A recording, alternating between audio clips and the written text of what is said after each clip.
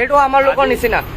আজি আমাৰ বিজেপি চৰকাৰক আমি ভোট দি পেলাই যদি আমাৰ ৰাস্তাত গাড়ী এনেকৈ থিয় হৈ থাকিব লাগে গৰমটোৰ মাজত, পেট্ৰল সোমাই গাড়ীত পেট্ৰল মুখৰ ৰসৰ নিচিনা ওলাই আছে।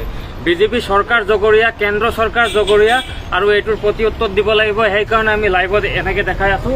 এইটো পেট্ৰলৰ অৱস্থা, এইটো মুখৰ ৰস 1% আছে পেট্ৰল ইয়াত অনলি।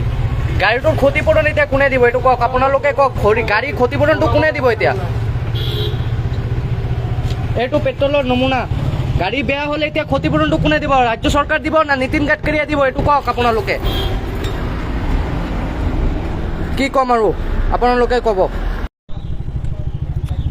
এয়া আজি আমি পেট্ৰল সোমালোঁ গাড়ীত, পেট্ৰল পাম্পৰ পৰা পেট্ৰল ভৰাই আহি আছোঁ, গাড়ী ৰাস্তাত বন্ধ হৈ গ'ল।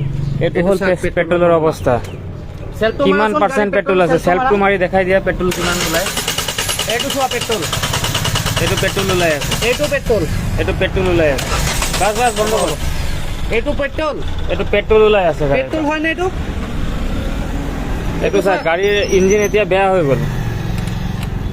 এইটো চৰকাৰে যোনটো কৰি আছে, নীতিন গাডকাৰী চৰকাৰ, নীতিন গাডকাৰীৰ কাৰণে হৈ আছে। এই নীতিন গাডকাৰীৰ কাৰণে ধেৰ মানুহৰ গাড়ী গেৰেজত সোমাই আছে। গোটেই এনেকুৱা ওখৰ ৰচৰ নিচিনা আছে, ওপৰত জাষ্ট 1% লেয়াৰ আছে। পেট্ৰল ভৰি পেলাই এইটো পেট্ৰলৰ অৱস্থা আজি। এইটো পেট্ৰল হয় নে কি হয় এইটো?